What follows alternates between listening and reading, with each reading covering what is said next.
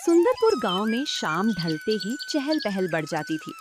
इसी चौक के एक कोने में चंदू अपना मोमोज का ठेला लगाता था, जिसके ठेले पर मोमोज के बड़े बड़े बर्तनों से भाप तो निकलती थी, लेकिन चंदू के चेहरे पर सिर्फ मायूसी होती थी। वजह साफ थी, चौक पर 3 और नए मोमोज के ठेले खुल गए थे, जो कम दाम में ज्यादा मोमोज और चटनी दे रहे थे। चंदू का मोमोज का धंधा बिल्कुल मंदा पड़ चुका था। हे भगवान, आज फिर आधा सामान बच गया। अगर ऐसा ही रहा तो इस महीने की राशन की उधारी कैसे चुकाऊंगा? गांव वाले अब मेरे सादे मोमोज देखना भी नहीं चाहते। तभी गांव के रमेश काका वहां से गुजर रहे थे। चंदू ने उन्हें आवाज दी। राम राम रमेश काका, आज मोमोज नहीं खाओगे? एकदम ताजे और गर्मा गर्म बनाए थे। अरे चंदू बेटा, सच बताऊं तो अब वही रोज रोज वाले उबले हुए मोमोज खाकर मन भर गया है। वो सामने देखो, मोंटू के ठेले पर वो लोग कुछ नया मसाला डालकर दे रहे हैं। पूरी भीड़ वहीं जुटी है। काका, स्वाद तो मेरी चटनी में भी है, एक बार खाकर तो देखिए। गुस्सा मत करना चंदू, पर जमाने के साथ बदलना पड़ता है। तुम कुछ नया नहीं लाओगे तो लोग वहीं जाएंगे जहाँ कुछ अलग मिलेगा। रमेश काका सामने वाले ठेले की तरफ बढ़ गए। चंदू भारी मन से अपने मोमोज ढकने लगा था। तभी चौक पर एक बस आकर रुकी। बस से एक नौजवान उतरा, जिसके हाथ में एक बड़ा सूटकेस था। वो कोई और नहीं, चंदू का छोटा भाई सूरज था। भैया, ओ भैया। अरे सूरज, तू अचानक शहर से गांव कैसे आ गया? और ये सूटकेस? तूने तो कहा था कि तेरी दिवाली पर छुट्टी होगी। भैया मैं आ गया, जरा सामान उठाने में मदद करो, पैर दुख रहे हैं। सब ठीक तो है ना सूरज? तेरी तबीयत तो ठीक है? शहर के उस बड़े रेस्टोरेंट में सब सही चल रहा था ना? भैया ठेला बंद करो, घर चलो, वहीं बैठकर आराम से बात करते हैं। यहाँ चौक पर सब देख रहे हैं। दोनों भाई रात के सन्नाटे में अपने छोटे से पक्के घर पहुंच गए। सूरज चुपचाप खाट पर बैठ गया। उसकी आंखों में एक अजीब सी खामोशी थी। चंदू से अब और रहा नहीं गया और वो सूरज के पास बैठ गया। अब बताएगा सूरज, तू इस तरह बिना बताए क्यों आया? क्या रेस्टोरेंट के मालिक से कोई अनबन हो गई थी? भैया, मेरी नौकरी चली गई। उस बड़े रेस्टोरेंट का एक नया मैनेजर आया था। उसने अपने जान पहचान के लोगों को काम पर रख लिया और हम जैसे पुराने शेफ को बिना नोटिस दिए निकाल दिया। क्या? ये तो सरासर नाइंसाफी है। तू तो वहां का सबसे अच्छा कुक था, अब तू क्या करेगा? मुझे कुछ समझ नहीं आ रहा था भैया। शहर में अब रहना और कमरे का किराया देना मुमकिन नहीं था। मुझे लगा कि गांव आकर आपके साथ कुछ करूंगा, लेकिन आते ही चौक पर देखा कि आपका खुद का ठेला भी खाली पड़ा था। गांव में भी इतने सारे मोमोज वाले खुल गए। तू हिम्मत मत हार छोटे, नौकरी गई तो क्या हुआ? तेरा भाई अभी जिंदा है। हम दोनों मिलकर 2 वक्त की रोटी का इंतजाम कर ही लेंगे। रही बात मेरे ठेले की, तो हाँ, ग्राहक टूट चुके हैं। लोग कुछ नया मांगते हैं जो मेरे पास नहीं है। भैया, आप अभी भी वही पुराने उबले हुए स्टीम मोमोज बेच रहे थे। आज के समय में लोग सिर्फ उबला हुआ खाना पसंद नहीं करते, उन्हें कुछ क्रिस्पी, कुछ धमाकेदार चाहिए। धमाकेदार? अरे भाई, मोमोज तो ऐसे ही बनते हैं ना, मैदे के अंदर सब्जी भरो और भाप में पकाओ। नहीं भैया, शहर के बड़े बड़े रेस्टोरेंट में अब एक नई चीज धूम मचा रही है, कुरकुरे मोमोज। बाहर से एकदम क्रिस्पी, क्रंची और अंदर से रसीले। हमारे गांव वालों ने ऐसा स्वाद कभी चखा ही नहीं होगा। कुरकुरे मोमोज? ये क्या बला है? क्या मोमोज भी कुरकुरे हो सकते हैं? बिल्कुल हो सकते हैं भैया। कल सुबह आप दुकान के लिए मैदा और सब्जियां लाना, बाकी का जादू मैं आपको सिखाऊंगा। हम दोनों मिलकर गांव का सबसे पहला और अनोखा कुरकुरे मोमोज का ठेला लगाएंगे। अगली सुबह सुंदरपुर गांव में सूरज की पहली किरण के साथ ही दोनों भाई अपने काम में जुट गए थे। चंदू बाजार से ताजी बंद गोभी, गाजर, प्याज और मैदा खरीद कर लाया था। घर के बरामदे में दोनों ने मिलकर सब्जियां काटी और मैदे की छोटी छोटी लोइयां बनाकर मोमोज तैयार किए। जब मोमोज भाप में पककर तैयार हो गई, तब चंदू उन्हें हमेशा की तरह थाली में सजाने लगा, लेकिन सूरज ने उसे रोक दिया और मुस्कुराते हुए अपनी सीक्रेट रेसिपी निकालने लगा।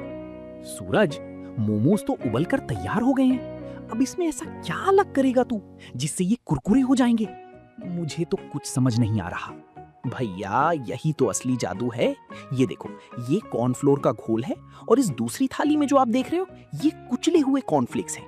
इसी से मोमोज को वो करारापन मिलेगा जो गांव वालों ने पहले कभी नहीं देखा।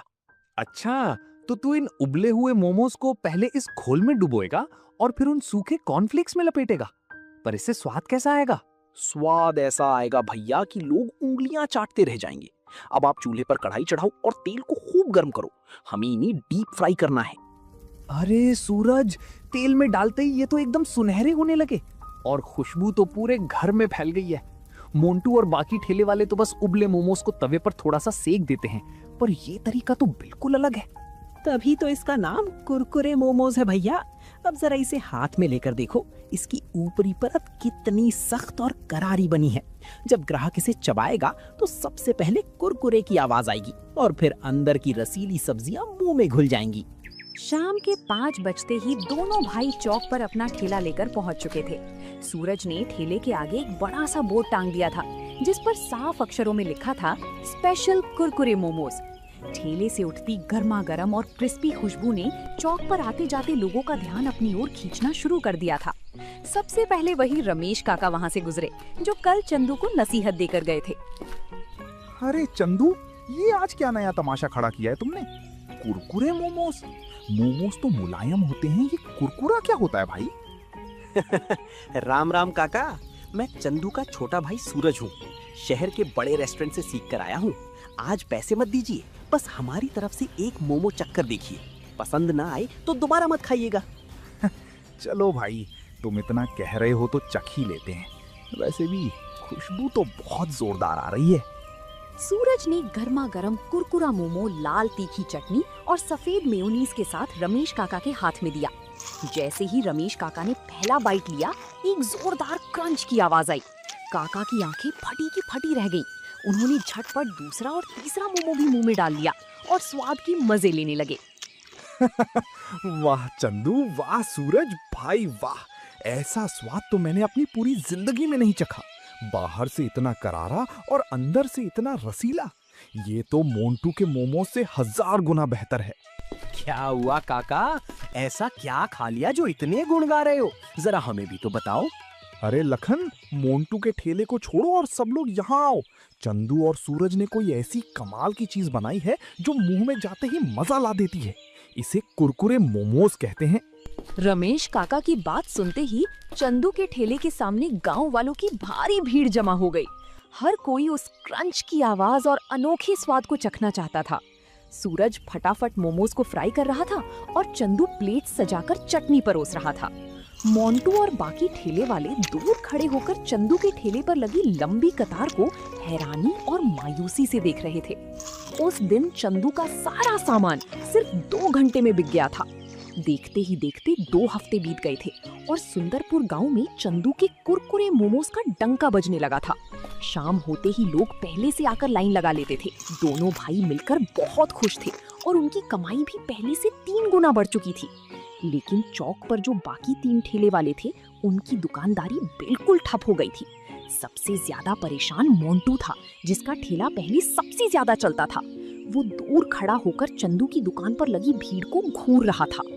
ये चंदू तो पहले मक्खियां मारता था, अब अचानक इसके पास इतने ग्राहक कहां से आने लगे? और ये इसका छोटा भाई शहर से आकर क्या नई नौटंकी शुरू कर दी है?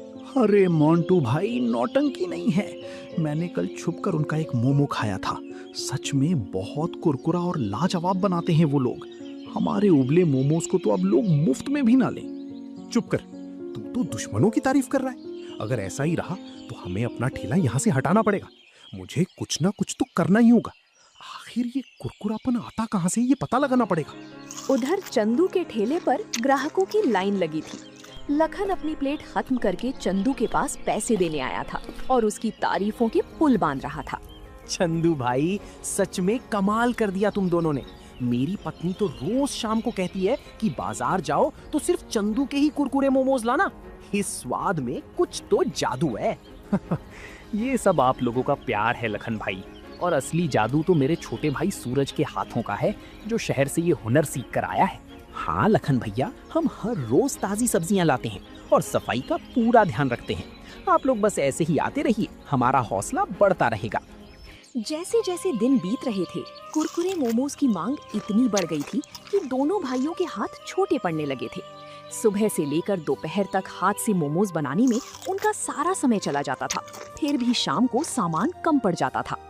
सूरज ने महसूस किया कि अगर उन्हें अपना काम और बढ़ाना है तो उन्हें थोड़ी नई तकनीक का सहारा लेना होगा। रात को खाना खाने के बाद दोनों भाई खाट पर बैठकर इसी बारे में चर्चा कर रहे थे।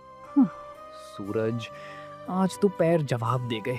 ग्राहक इतने ज्यादा थे कि हम सबको मोमोज दे भी नहीं पाए। हाथ से कितनी लोइयां बेलेंगे हम? सुबह से शाम तक बस यही करते रहते हैं। भैया, मैं भी यही सोच रहा था। शहर में मैंने देखा था कि बड़े रेस्टोरेंट में हाथ से बेलने की बजाय डो शीटर और मोमोज शेपिंग मशीन का इस्तेमाल होता है, जिससे मिनटों में कई मोमोज तैयार हो जाते हैं। और सब्जियां काटने के लिए एक बढ़िया सा चॉपर आता है। अरे बाप रे, मशीन? सूरज, वो तो बहुत महंगी आती होगी ना? हमारे पास इतने पैसे कहाँ हैं? भैया, पिछले 2 हफ्तों में हमारी जो अच्छी कमाई हुई है उसे मैंने संभाल कर रखा है। और हमें बहुत बड़ी मशीन नहीं, बस एक छोटी सी हाथ से चलने वाली मिक्सर चॉपर और एक सांचा लेना है। इससे हमारा समय आधा बचेगा और हम ज्यादा मोमोज बना पाएंगे। तू सही कह रहा है छोटे। जब से तू आया है मेरा तो भाग्य ही बदल गया है। ठीक है, कल सुबह हम दोनों पास के शहर के बाजार चलेंगे और ये मशीनें खरीद कर लाएंगे। अगले दिन दोनों भाई शहर गए और अपनी दुकान के लिए जरूरी मशीनें और नया सामान ले आए। अब उनका काम बहुत आसान और तेज हो गया था। वे अब रोजाना 500 से ज्यादा मोमोज बनाने लगे थे और गांव के साथ साथ पास के दूसरे गांवों से भी लोग उनके ठेले पर आने लगे थे। चंदू और सूरज की ये तरक्की पूरे सुंदरपुर गांव में चर्चा का विषय बन चुकी थी। धीरे धीरे समय बीतता गया और एक दिन गांव के बड़े मैदान में बहुत बड़ा मेला लगने वाला था। चंदू और सूरज जानते थे कि इस मेले में पूरे इलाके से हजारों लोग आएंगे। दोनों भाइयों ने फैसला किया कि वे मेले में अपना एक बड़ा स्टॉल लगाएंगे। लेकिन इस बार मोंटू ने भी अपनी रणनीति बदल ली थी। उसने अपने मोमोज का दाम आधा कर दिया था ताकि वो चंदू के ग्राहकों को अपनी तरफ खींच सके। सुनो सब लोग, आज मैंने मोमोज की प्लेट सीधे आधी कीमत पर कर दी है। चंदू चाहे जितने भी कुरकुरे मोमोज बना ले, पर जब लोग देखेंगे कि यहाँ सस्ते में पेट भर रहा है तो सब यहीं आएंगे। तभी वहाँ से रमेश काका गुजर रहे थे। उन्होंने मोंटू की बात सुन ली और रुक गए। अरे मोंटू भाई, तुम कीमत चाहे जितनी कम कर लो, पर जो स्वाद और करारापन चंदू के कुरकुरे मोमोज में है वो तुम्हारे इस मोमोज में कहाँ। लोग अब स्वाद के दीवाने हैं, पैसों के नहीं। काका, आप देखते जाओ, आज मेले में मेरी ही दुकान पर सबसे ज्यादा बिक्री होगी। शाम को मेला शुरू हुआ। चंदू और सूरज ने अपने स्टॉल को बहुत ही सुंदर तरीके से सजाया था। जैसे ही मेले में भीड़ बढ़ी, चंदू के स्टॉल के सामने पैर रखने तक की जगह नहीं बची। सूरज, लोग तो रुकने का नाम ही नहीं ले रहे हैं। जो कढ़ाई में मोमोज छनकर निकल रहे हैं वो प्लेट में सजने से पहले ही बिक जा रहे हैं। तेरी वो पुदीने वाली नई चटनी तो लोगों को बहुत भा रही है। भैया, मैंने कहा था ना कि त्योहार पर लोग कुछ खास खाना पसंद करते हैं। आप बस चटनी और मेयोनीज डालते जाओ। आज हमें गांव का रिकॉर्ड तोड़ना है। रात के 10 बज चुके थे। मेले में चंदू और सूरज का सारा स्टॉक खत्म हो चुका था। उनकी जेबें नोटों से भरी हुई थी। दोनों भाई खुशी खुशी अपना स्टॉल समेट रहे थे। तभी चंदू की नजर दूर मोंटू के स्टॉल पर पड़ी। मोंटू का सारा सामान वैसा का वैसा ही रखा था और वो उदास बैठा था। उसकी आंखों में आंसू थे। चंदू का दिल पिघल गया। उसने सूरज को इशारा किया और दोनों मोंटू के पास पहुंचे। क्या हुआ मोंटू भाई, इतने उदास क्यों बैठे हो? आज तो मेले का इतना बड़ा दिन था। चंदू भाई, तुम यहाँ? मेरी किस्मत ही खराब है। मैंने दाम भी आधे कर दिए, फिर भी कोई मेरे स्टॉल पर नहीं आया। मेरा सारा सामान बर्बाद हो गया। मैं कर्ज कैसे चुकाऊंगा? मोंटू भैया, आपकी किस्मत खराब नहीं है, बस आपका तरीका थोड़ा पुराना हो गया था। व्यापार में किसी से जलने की बजाय अपने काम को बेहतर करने पर ध्यान देना चाहिए। ग्राहकों को कम दाम नहीं, अच्छा स्वाद और नयापन चाहिए होता है। मुझे माफ कर दो चंदू भाई, माफ कर दो सूरज। मैं मन ही मन तुम दोनों से बहुत जलता था और सोचता था कि तुम्हारी दुकान कैसे बंद करवाऊं, पर आज मेरी आंखें खुल गई। तुम दोनों सच में बहुत मेहनत करते हो। अरे मोंटू भाई, हम सब एक ही गांव के हैं। पुरानी बातें भूल जाओ। अगर तुम चाहो तो कल से तुम भी हमारे साथ काम कर सकते हो। सूरज तुम्हें भी कुरकुरे मोमोज बनाने का सीक्रेट सिखा देगा। हम सब मिलकर इस काम को और बड़ा करेंगे। क्या तुम मुझे अपना सीक्रेट सिखाओगे? इतनी बड़ी दुश्मनी के बाद भी तुम मेरे बारे में ऐसा सोच रहे हो? चंदू भाई, तुम्हारे जैसा बड़ा दिल पूरे गांव में किसी का नहीं है। मेले की उस रात के बाद सुंदरपुर गांव का माहौल पूरी तरह बदल चुका था। मोंटू अब चंदू और सूरज का दुश्मन नहीं, बल्कि उनका सबसे बड़ा मददगार बन चुका था। चंदू और सूरज ने अपने घर के बड़े से बरामदे को एक छोटी सी रसोई का रूप दे दिया था, जहां वे गांव के अन्य बेरोजगार युवाओं और बाकी ठेले वालों को भी साफ सफाई से मोमोज बनाना सिखाते थे। सूरज सबको सही मात्रा में मसाले डालना और मोमोज को एकदम परफेक्ट क्रिस्पी बनाने का तरीका सिखाता था। सूरज भाई, सच बताऊं तो मुझे पहले लगता था कि शेफ का काम बहुत आसान होता है, पर अब समझ आया कि कॉर्नफ्लावर के घोल की मोटाई और तेल का तापमान सही रखना कितना जरूरी है। जरा देखना, क्या ये घोल सही बना है? बिल्कुल परफेक्ट है मोंटू भैया। अब इसमें जब मोमोज डूबेंगे और कॉर्नफ्लेक्स की कोटिंग होगी तो ये कढ़ाई में जाते ही एकदम सोने जैसा चमकेगा। आपकी मेहनत रंग ला रही है। सूरज, मोंटू, पास के 3 और गांव के सरपंचों का बुलावा आया है। वो चाहते हैं कि हम उनके यहाँ लगने वाले साप्ताहिक बाजार में भी अपना कुरकुरे मोमोज का स्टॉल लगाएं। लोग हमारे स्वाद के दीवाने हो चुके हैं। चंदू भाई, ये तो बहुत बड़ी खुशखबरी है। आप बिल्कुल चिंता मत करो। अब जब मैं और गांव के बाकी लड़के आपके साथ हैं, तो हम मिलकर हर गांव तक ये स्वाद पहुंचाएंगे। माल तैयार करने की जिम्मेदारी हमारी। यही तो मैं चाहता था भैया। जब मैंने शहर की नौकरी खोई थी तो मुझे लगा था कि सब कुछ खत्म हो गया, पर आज मुझे समझ आया कि अगर आपके पास हुनर है और आपके साथ अपनों का भरोसा है तो आप कहीं भी अपनी नई दुनिया बसा सकते हैं। वक्त का पहिया घूमता गया और चंदू का वो छोटा सा ठेला अब एक आलीशान दुकान का रूप ले चुका था। गांव के उस चौक पर जहां कभी चंदू मायूस होकर बैठता था, आज वहां एक सुंदर सी दुकान सज चुकी थी, जिसका नाम था भैया जी कुरकुरे मोमोज। दुकान के उद्घाटन के दिन पूरे गांव को न्योता दिया गया था। चंदू और सूरज, तुम दोनों भाइयों ने आज सुंदरपुर गांव का नाम पूरे इलाके में रोशन कर दिया है। शहर के लोग जो स्वाद ढूंढते थे, वो आज तुमने हमारे छोटे से गांव में लाकर खड़ा कर दिया। ये सब आप सब बुजुर्गों के आशीर्वाद और मेरे छोटे भाई की समझदारी का नतीजा है। अगर सूरज शहर से वो हुनर ना लाता और हिम्मत ना दिखाता, तो आज भी मैं उसी पुराने ठेले पर आंसू बहा रहा होता। और भैया, अगर आपका सहारा और आपका बड़ा दिल ना होता तो शहर की नौकरी छूटने के बाद मैं टूट चुका होता। ये दुकान सिर्फ मोमोज की नहीं है, ये हम दोनों भाइयों के प्यार और मेहनत की निशानी है। तो दोस्तों, आप लोगों को ये कहानी कैसी लगी? कमेंट करके जरूर बताएं और ऐसी कहानियों को देखने के लिए वीडियो को लाइक करें और चैनल को सब्सक्राइब करें।